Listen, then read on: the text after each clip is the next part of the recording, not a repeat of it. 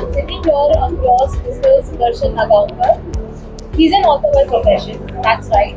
So previously, if you've seen my interviews, I was sitting across with stalls that were into manufacturing devices, equipment, motor operation theaters.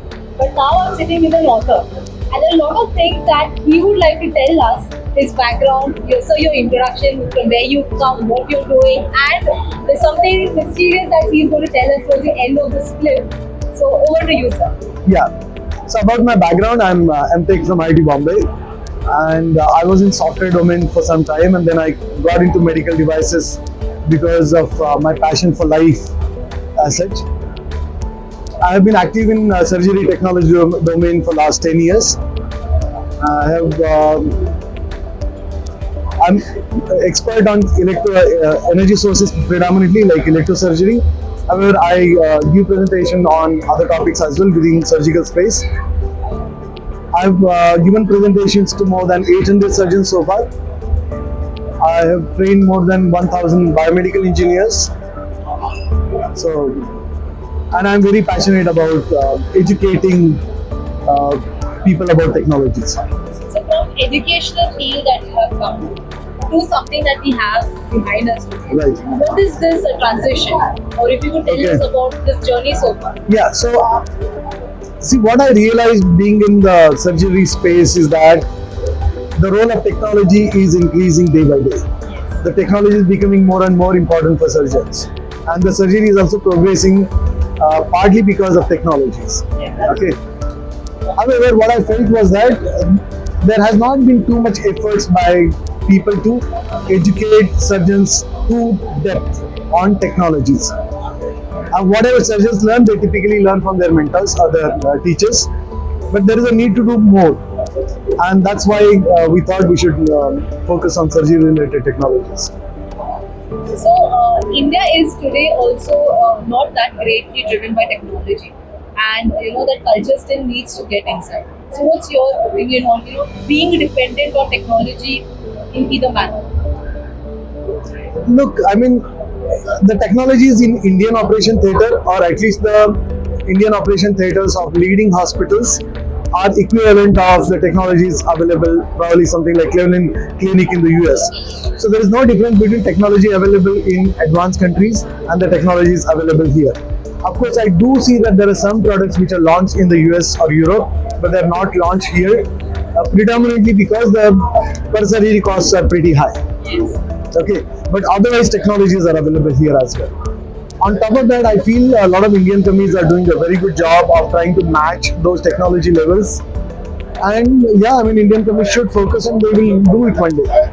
So from technical background, I am understanding that you have a passion to write, and transferring knowledge is what you are interested in. Right. So your journey as an author, and I want you to now also talk about the upcoming book that you're going to be releasing. Right. So your journey, as an author, how do you Yeah.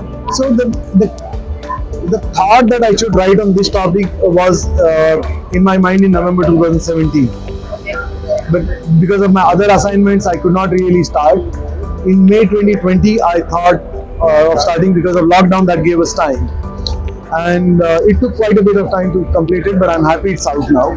So, shall I talk about this book now? Yeah. So I want sir to tell us about the book, and he is one of the authors for this book, and let's hear it from Yeah. So let me explain the title of the book. So, third dimension of surgery, right? So, if you look at any surgeon, he needs to have understanding of good anatomy. He needs to have good surgical hand or surgical technique. And third is technology. While a lot of emphasis has been on the first two parts, there has not been much emphasis on the third part, and that's why I'm writing this book. And also that's the reason the title of the book is The Third Dimension of Surgery, which is the technology dimension. And this book has been written with two purposes. One, whenever surgeons are buying any technology product, they should do it in an educated manner. Because a lot of salespeople, they use jargons, and sometimes that is confusing. So surgeons should be able to purchase any technology product with much better knowledge than the salesperson. So that's my objective with this book, that after reading this book, the surgeon should be able to do that. Number two, all the technology assets that the surgeon has in his OT, he or she should be able to use them in safe and effective manner, because now he understands the underlying technology better. So these are the two objectives that I had in my mind when I wrote this book.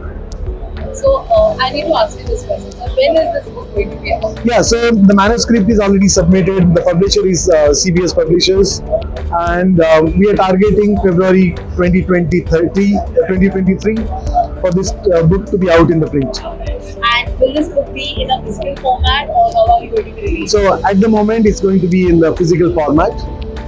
We have not thought about Kindle format yet, because we feel that since I as a reader, I prefer physical books because I make a lot of notes. Sometimes I have doubts, I underline those important points. Also, I highlight. So physical copy gives that flexibility, feel. So and it's not going to be big book. It's around less than 150 pages, not big size. So I think physical book is good for that. That's what we thought. I'm really excited for the launch of this book.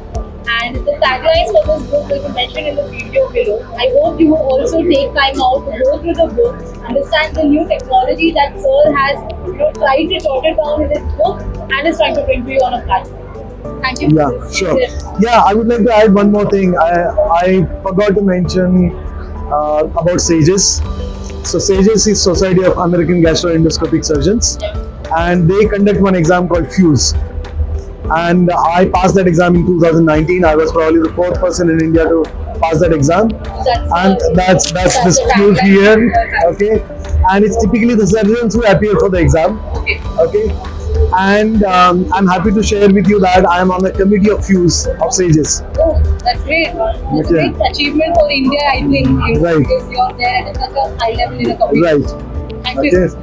Okay. Anything else that you want to share with our viewers? Yeah, so be open. I think surgeons, I'll be happy to continue the journey of learning and excellence with you. Probably, my book will also have links to my blogs and forums where we can interact with each other more. Okay. Thank you. Thank you very much. Thanks. Bye.